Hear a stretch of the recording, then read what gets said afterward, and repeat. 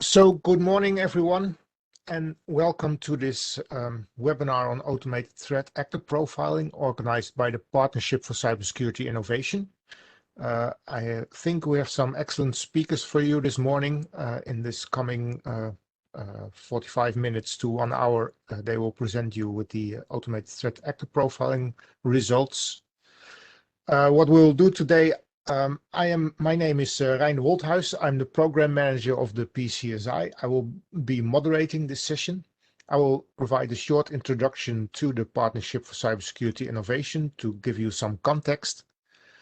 And then we'll have the content of today. We have the challenge in this area, the state of the art, something about attributes and taxonomies, sorry. What we implemented, the tool, and also a demonstration. So there will be really a demonstration of the tool, some takeaways, and then we'll see if there are any questions and try to answer them. So in this webinar, you will learn more about threat actor profiling. That's the actual subject of the webinar. And of course, a little bit about the context where this project has been conducted, the PCSI program. So I hope you enjoy it. Some practical stuff, we keep all attendees muted. So if you have any questions or remark, please address them using the chat. I will moderate the chat, and if there are any urgent questions, I will interrupt the speakers.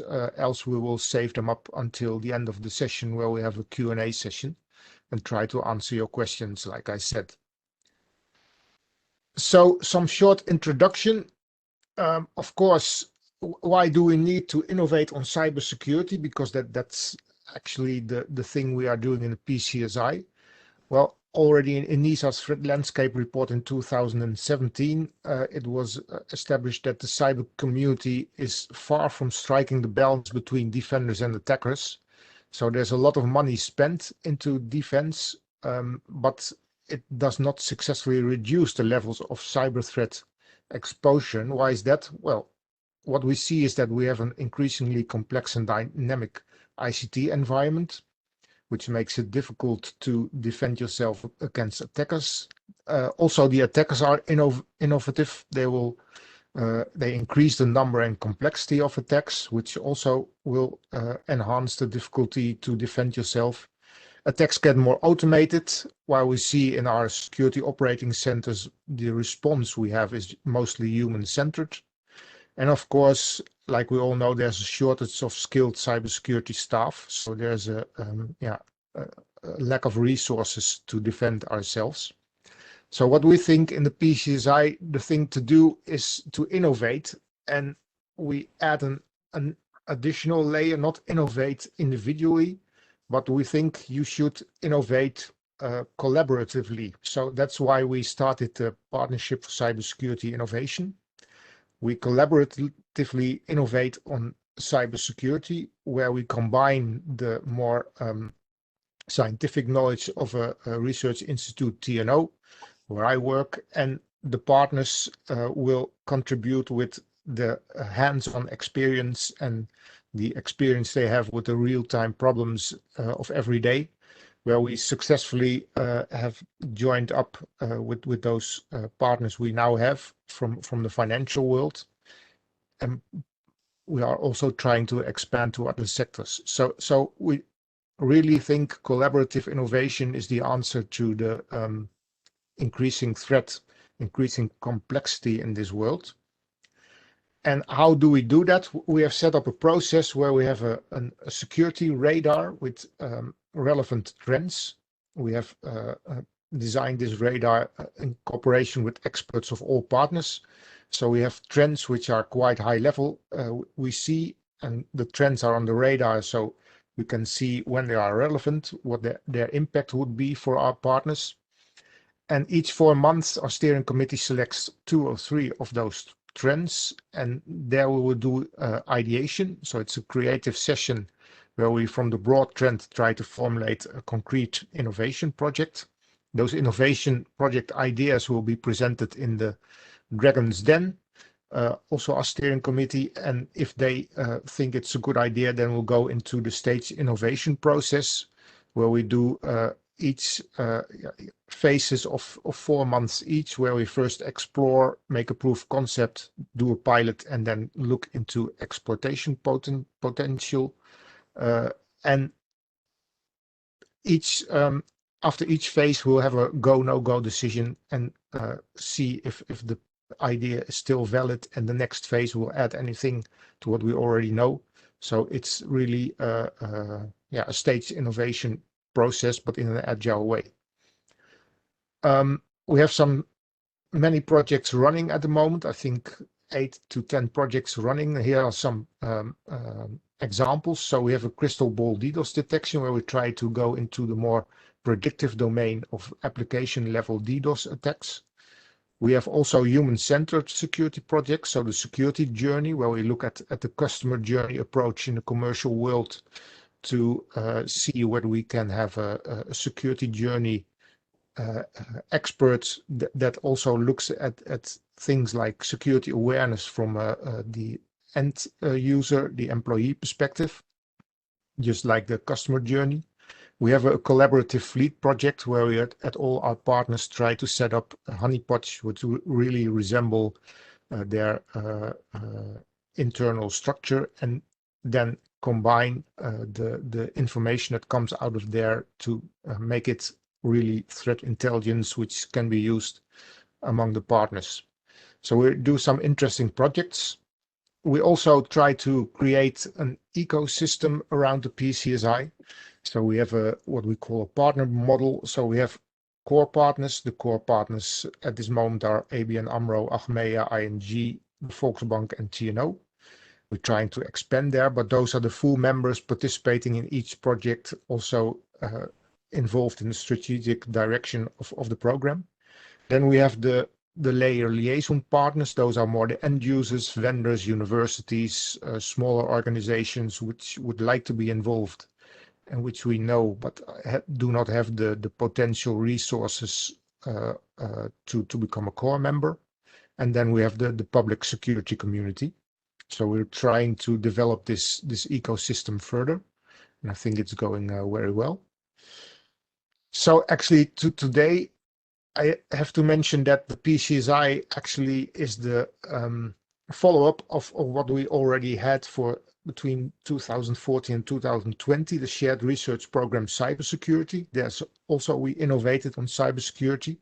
And last year, July, we decided to rename the program and change the process. So we now are called Partnership for Cybersecurity Innovation. And actually the topic of today was a project which was started in the shared research program Cybersecurity, but was moved to the PCSI to finish the results. And that's why we now want to present these results today to you under the PCSI brand, so to say. So shortly introduce today to you today's presenters. Maybe Richard, you can start, take the order in which you are here. Yeah. Good morning all. My name is Richard Kerkdijk. I'm a senior security consultant here at TNO. I mostly do advisory work, a lot for telecommunications companies, also some work for the government, and I've been heavily involved in much of the innovation work also in the PCSI. Thank you. Lalit, can you also shortly introduce yourself? Yeah, good morning everyone. My name is Lalit Bhakuni. I'm responsible for managing and developing the cyber intelligence capability for ABN AMRO Bank. Myself joined the bank 2 years back, and I'm also involved in the other initiatives of TNOs, which Render already mentioned. And I'm also a fellow of Interpol and Europol research programs. Thank you, Lalit. Nicole, can you shortly introduce yourself? Yeah, sure. Hello, everyone. I'm Nicole Gervasoni. I'm a junior scientist at TNO, and my job focuses mostly on vulnerability research and applied cryptography. And also, of course, I'm working in the PCSI project. Okay, thank you. Then we are now going to the interesting part of the webinar. So I'll give a quick introduction into to what we'll be showing you today.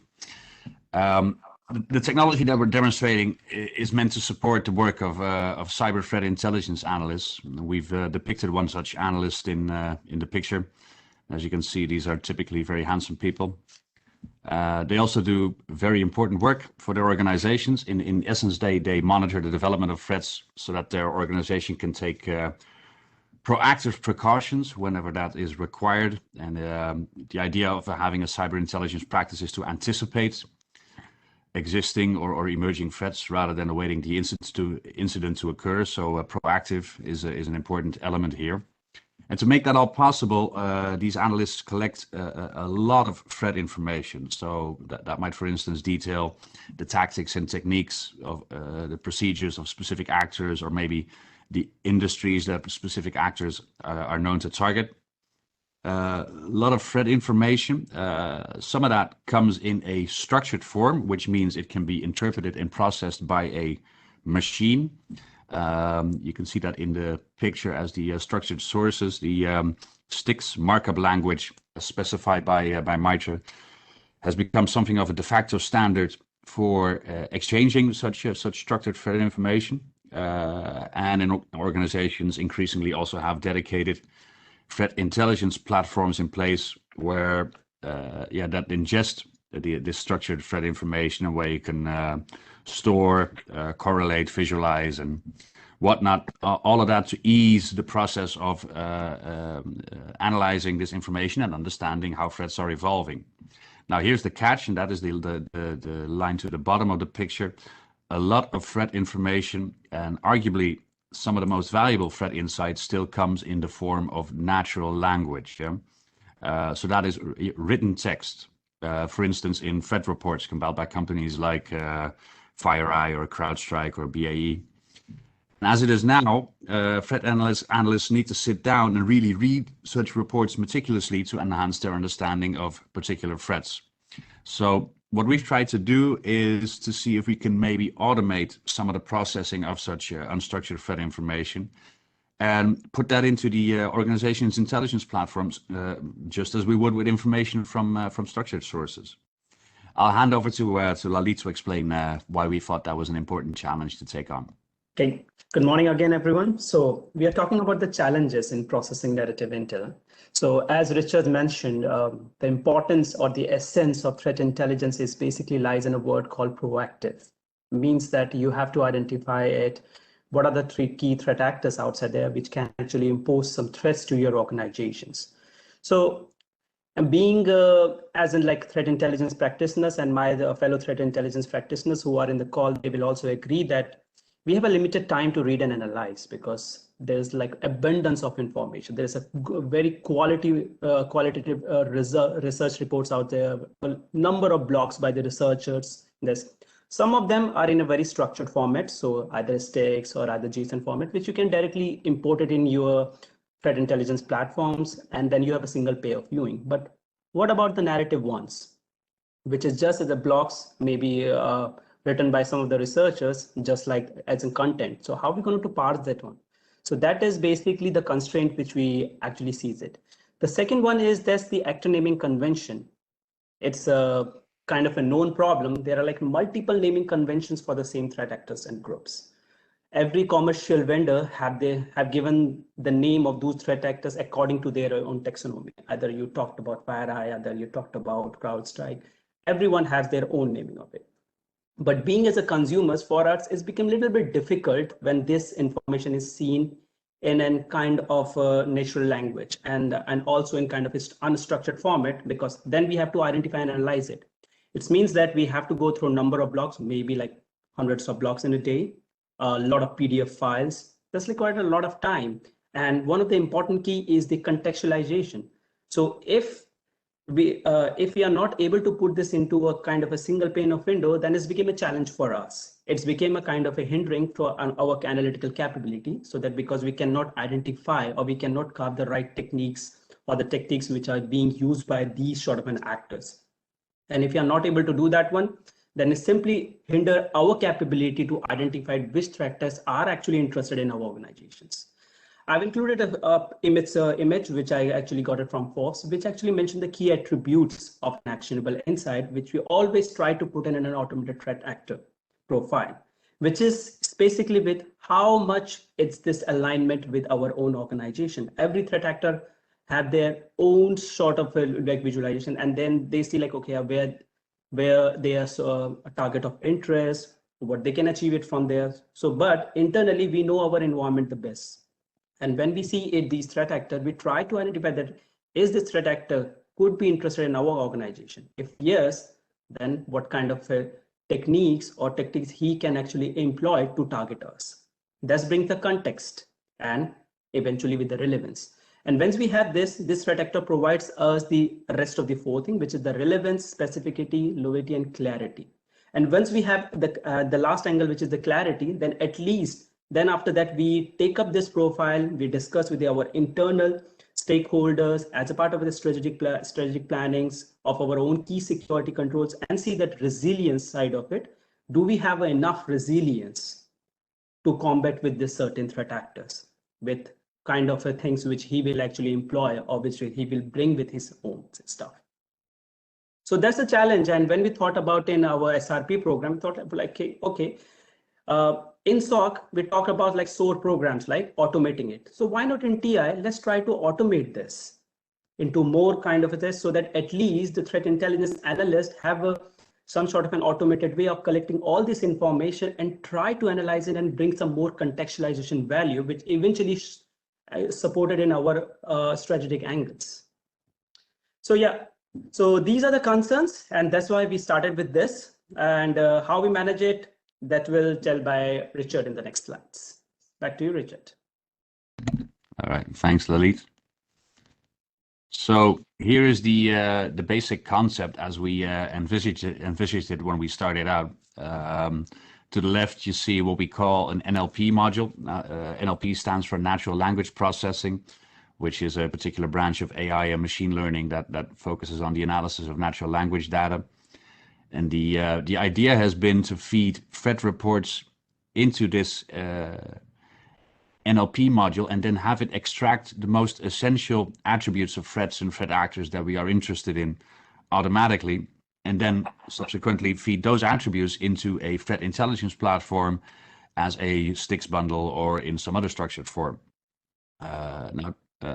That sounds easy enough, but we did also define some more particular requirements. I'll not go through all of them, but one of the things that we discussed was, well, which attributes do we want to get out of the text exactly? Yeah. To summarize, the basic idea has been to extract information on the way of working of threat actors, so their MO, for instance, the tactics and techniques that they are known to apply, but also some more general characteristics such as their particular motivations, so why are they doing what they are doing, and their country of origin. So that is one thing. Another feature that we thought was important was the possibility for an analyst to override the outcome of the NLP module whenever the analyst feels that this is necessary.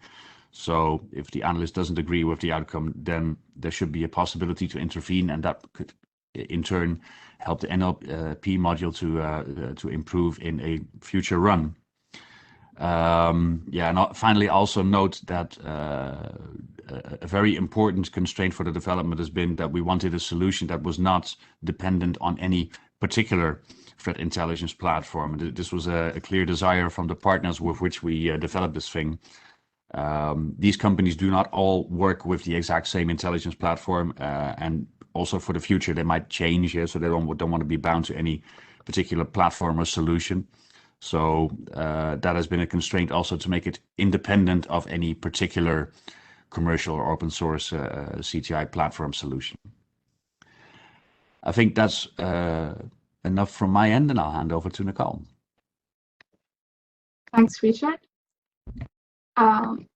Okay, so I'm going to talk about the process that we went through achieving this software, and then I will show you a real-life demo. So, of course, let's recap a bit the main issue that we start from. Our big question was, how can we classify unstructured text from a threat report into attack tactics and techniques? And cyber threat report, as Richard just said, can be in several formats. Text is not structured in any way, and the attack framework classification that I'm pretty sure most of you already know, but if someone doesn't, just a brief recap.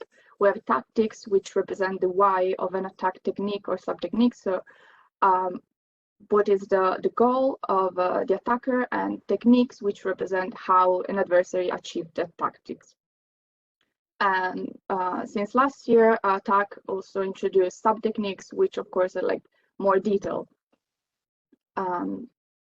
So a possible solution to this is to use natural language processing, and natural language processing is a branch of artificial intelligence which combines statistics and machine learning and allow us to extract information from natural text and allow us to extract information from this kind of unstructured text. So we start by looking on what was already available, which were the solution, and the main solution that we found solving this issue were Tran, which stands for Threat Report Attack Mapping, and RCAT, which is reports classification by adversarial tactics and techniques. And they both have common features, such as they train their set on the attack database.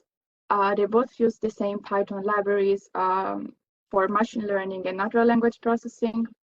Both of them had a human in the loop.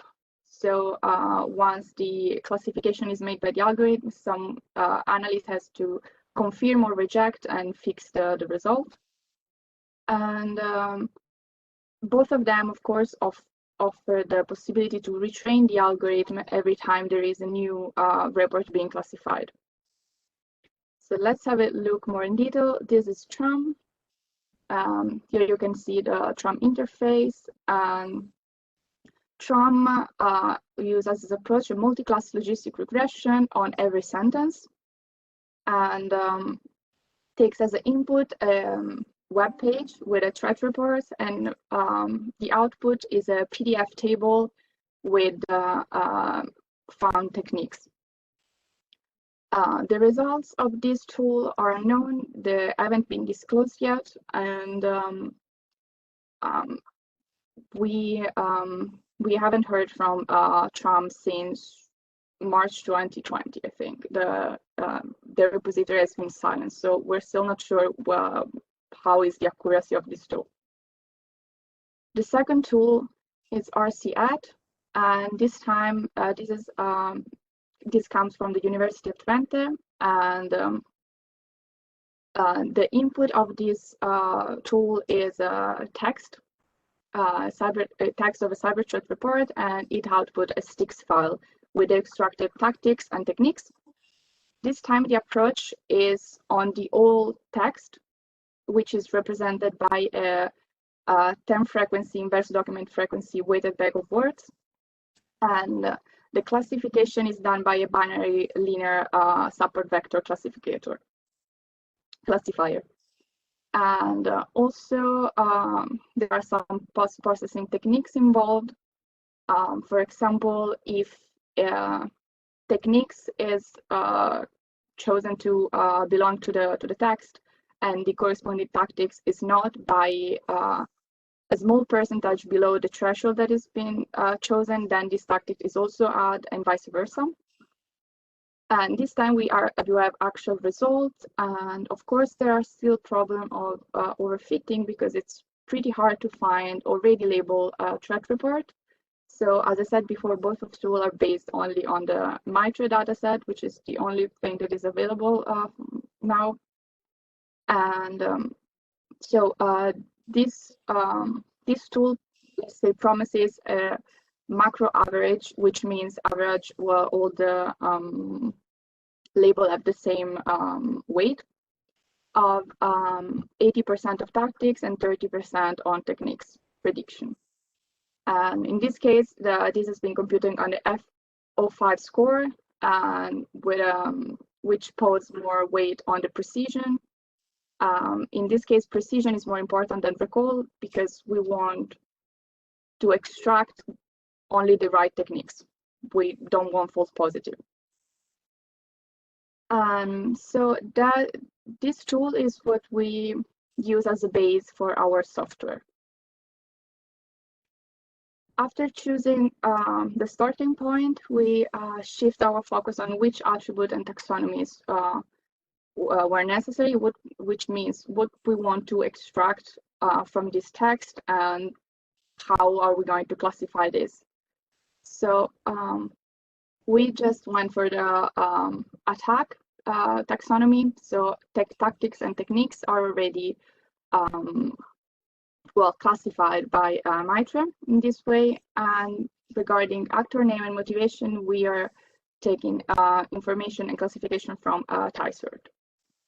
In particular, here you can see a view of all the tactics and techniques of the enterprise attack matrix. And and for people that don't know, the first line represents the tactics, and each tactics, as you can see, has multiple techniques.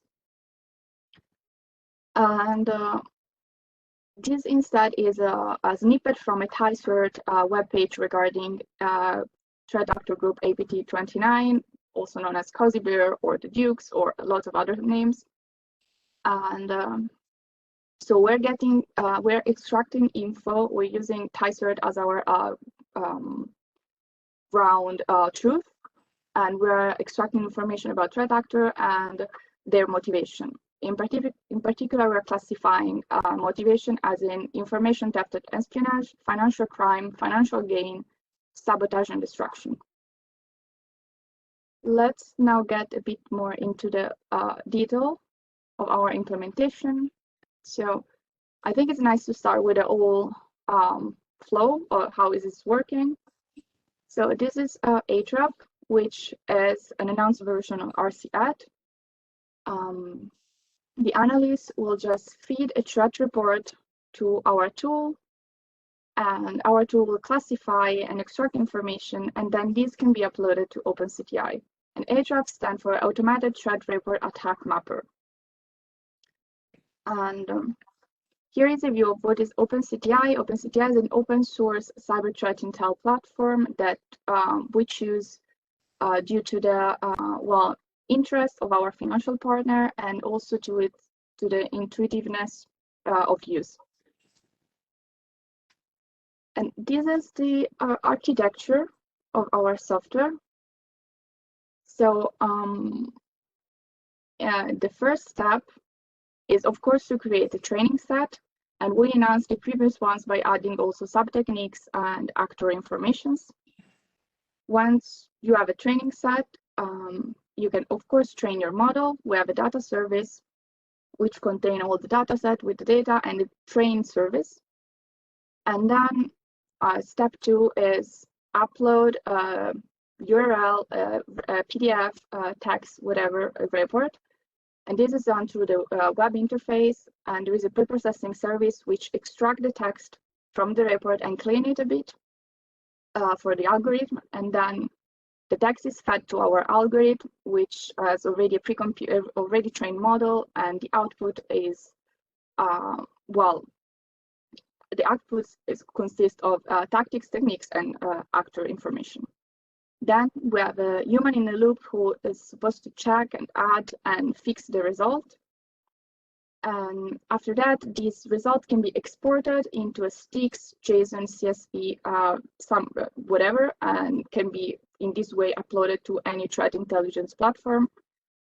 Or we already provide an integration with OpenCTI, so it can just be sent there. And of course, this new report can be also added to the training set, and the algorithm can be retrained using also this data. And this is the most important step of this tool, because as I said before, it's still really hard to find already labeled report. So this tool is supposed to become better and better the more it is used. So in the beginning, the accuracy would be would be a bit low, but this will be improved as the more reports are being classified and checked by humans and added to the training set. And this is especially true because not only that we don't have enough data, is that the data that we have is really unbalanced. For example, for some techniques, like maybe some techniques are presenting like half of the of our dataset reports, and others just in ones or in no one. So this can be fixed by using the tool and adding and more report and retraining it every time, which, by the way, is like is not that time consuming. So it's really convenient to do it every time. So in the end, what have we done? Well, we've improved this on like 3 different aspects: functionality-wise, text processing, and user interface. So we now have a Dockerized application that can be run in any OS. We add the possibility to upload a file and copy-paste the URL, and to extract actor information, to change these if they're wrong, or to add them if they're missing. And now it's more easy to change incorrect data. And of course, there is the integration with OpenCTI. And well, we mainly improved the user interface and some other little thing. So I think now it would be a nice time to show you our tool. Okay, this is our interface of iTrap, and as you can see here, there is an OpenCTI integration. Hopefully it will run. Oops. Yes. Okay, so for people who don't know OpenCTI, this is what the dashboard looks like. And it's able to nicely visualize tons of threat-based data. So this is the report that we're going to analyze. So I'm just copying the link, and this is our interface. We can either upload a PDF or a TXT, or I can just copy paste the URL and extracting it.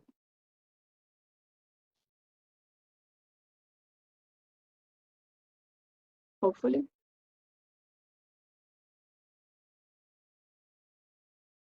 Okay, and now maybe it's a good idea to just clean it a bit from all this useless content that is just due to the website, which it's pretty hard to remove automatically because every website is different, but it's pretty easy to do it manually. It's just 1 second.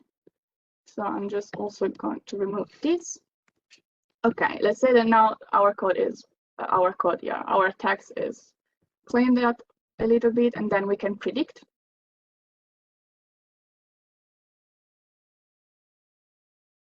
And yes, and now we can see that this is the result. These are the tactics that have been found. These are the techniques per phishing attachment. These are like this is the probability, is how much the algorithm is confidence, and we have set the threshold at 50% for now for the techniques. So you can see that in some cases the percentage is missing, and this is because we still don't have these sub-techniques reports available. So we can't really predict on this because they're not available yet, but we can use them to enhance our training set. So for example, if I think that this is something that is in this text, I can just hide it. And if I think that this is wrong, I can unclick it. This is the same for the tactics. And here is the actor. This is information.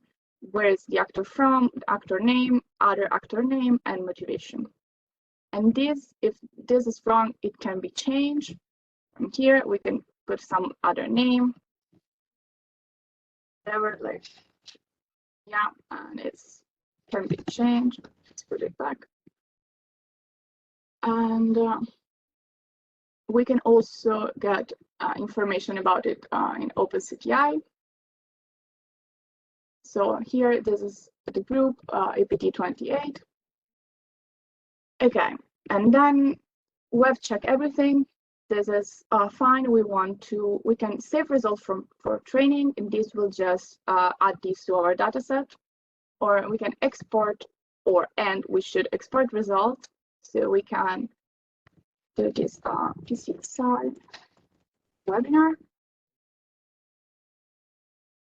and publish date is today, and we can submit it to OpenCTI or save it to file. Save it to file will just export a JSON, so it sticks to bundle, as you can see, with the text and everything that is being extracted. Or we can submit it to OpenCTI, and it will be uploaded there in a few seconds.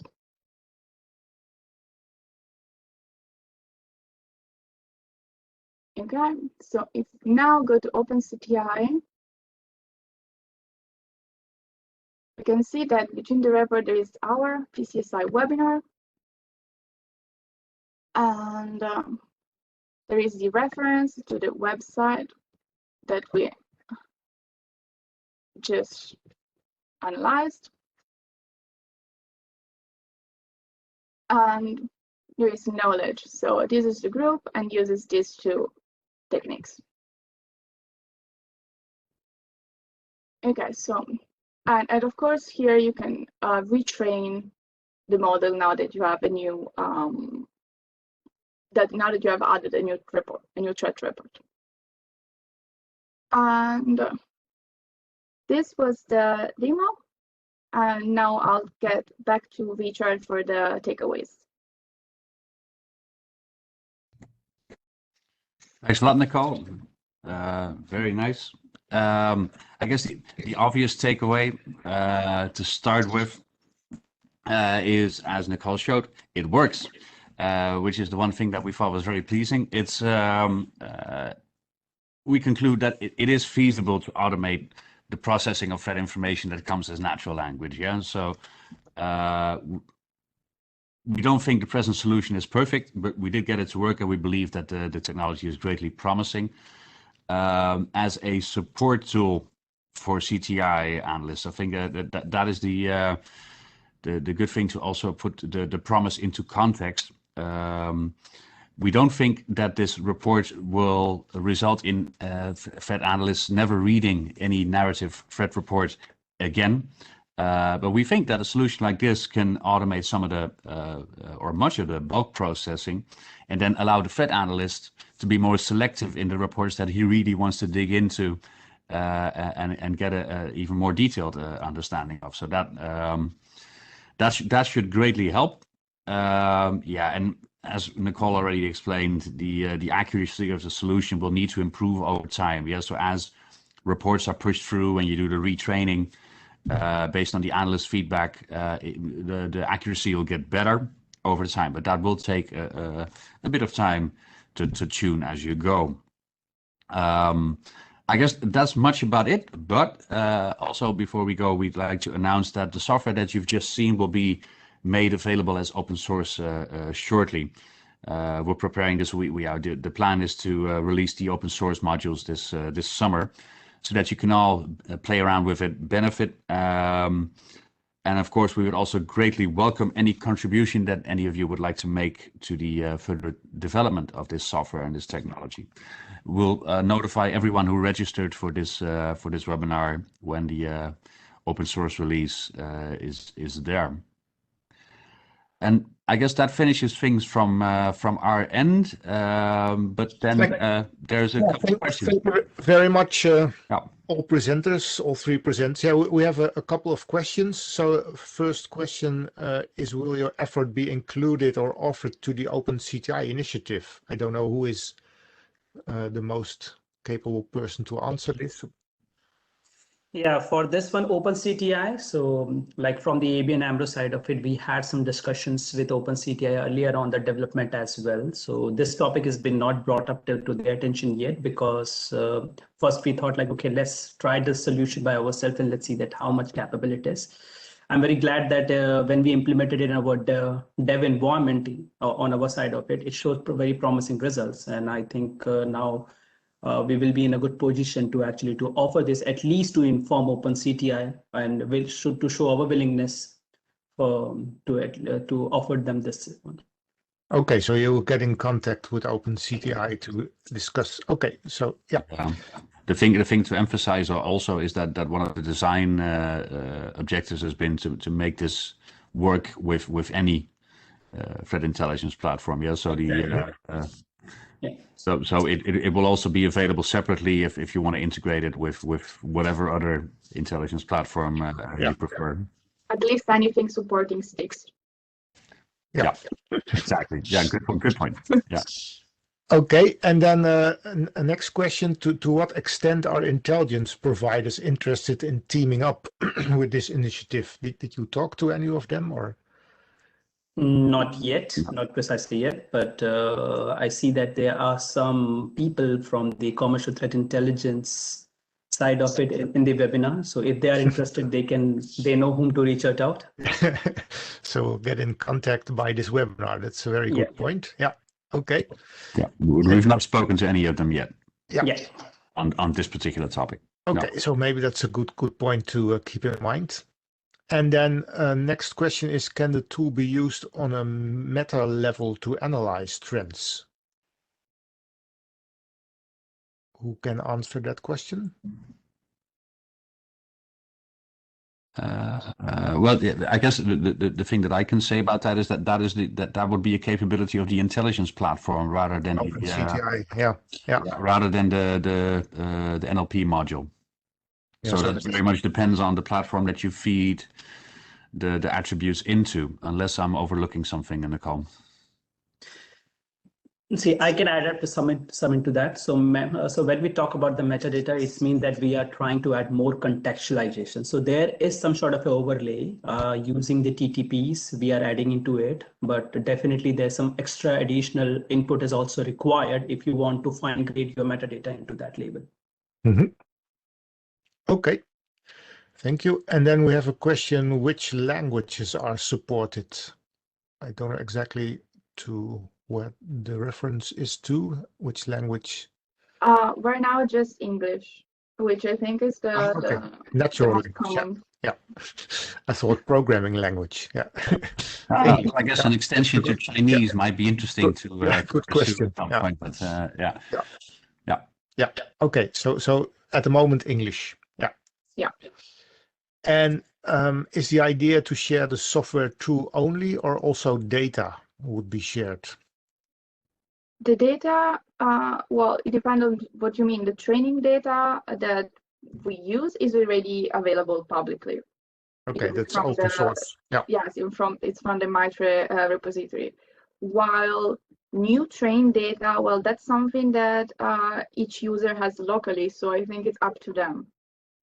Yeah, probably most of that will not be shared, I guess. But that would be really useful, actually, and will help the community a lot. So I will just say to everyone, please share your classified report.